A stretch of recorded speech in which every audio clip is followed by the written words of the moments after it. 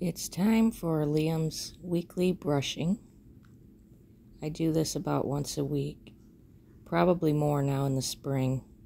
Even though he has short hair, he sheds quite a bit. He spends about 5 or 6 minutes or so just rubbing his cheek on the brush. He really likes to be brushed. And this is when we have some quiet time. The dog's outside doing his business. So we drink our coffee, and he has his little piece of butter that he has every morning. I think that also helps with his fur. So we just relax a little and do some grooming.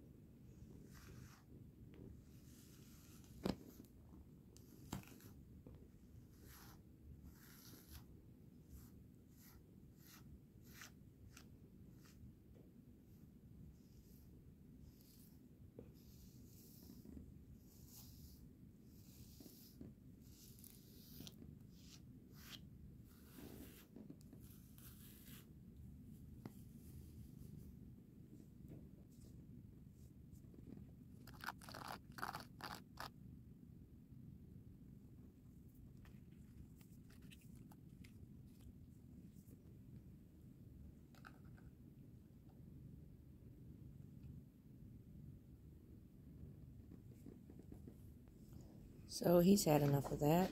It's time to let the dog in. And he's going to wolf down his food. He gets 4 cups a day of dry food, and he barely chews it. So that's why we have an elevated bowl, and he makes a complete mess when he's eating. That white tub there is for when he gets really muddy outside. I have to fill that with water to wash his feet off, and we keep a lot of old towels hanging around just to clean them off.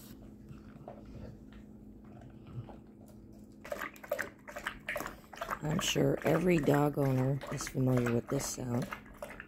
I change this water constantly all throughout the day because Liam also drinks out of it.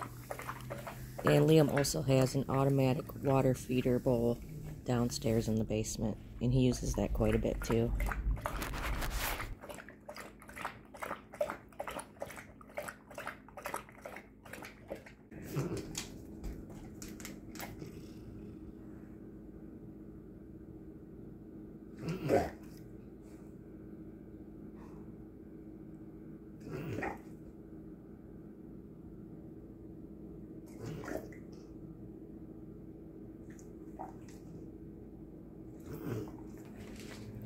This is the aftermath of about every meal.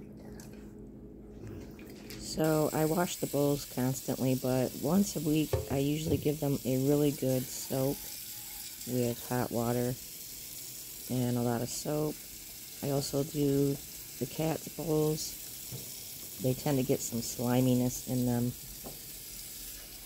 So I wash these out really well, and I use a separate sponge from my regular dishes. I read about a study once where people were interviewed how often they clean their pet bowls, and a lot of people said they rarely clean their pet bowls, which is pretty gross to me, because that would be like you eating off the same dirty dinner plate all week long. And Liam will not eat out of a dirty bowl. He has several bowls because he eats dry food and wet food. So these are just going to soak for a little while.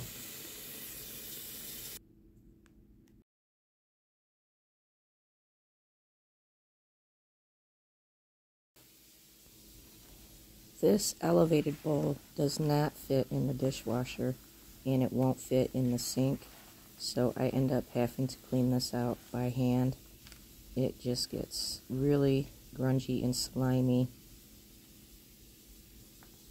I usually do this about once a week, if not more, and I just spray it down with some disinfectant and wipe it all off, and then I go over it with just plain water so that there's no chemical smell or taste or anything like that on it.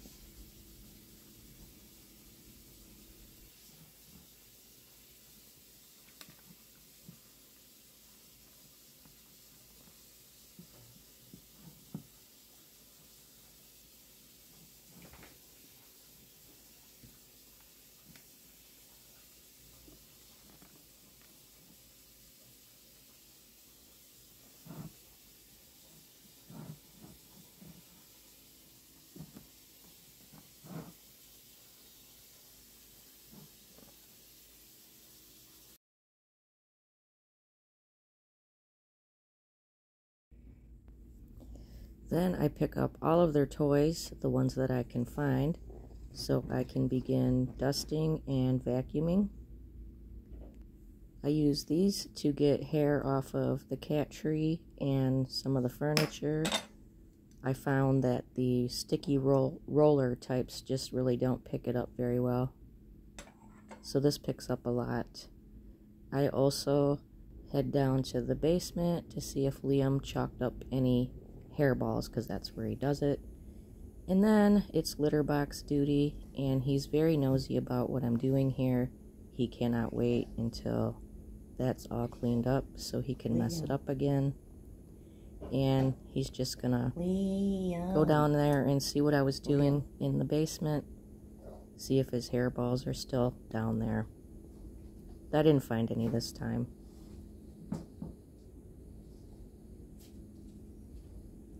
So then while I'm down there, I bring up some more old clean towels for cleaning up the mud on the dog.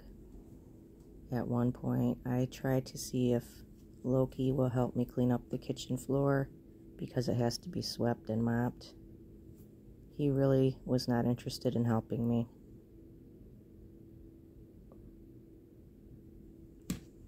No thanks, he says. Then it's time to head outside with a bunch of bags to clean up the yard of all the dog doo. I will spare you all those details. And then I went back inside, had some more coffee, and started on my other chores. So that was my pet care for the day.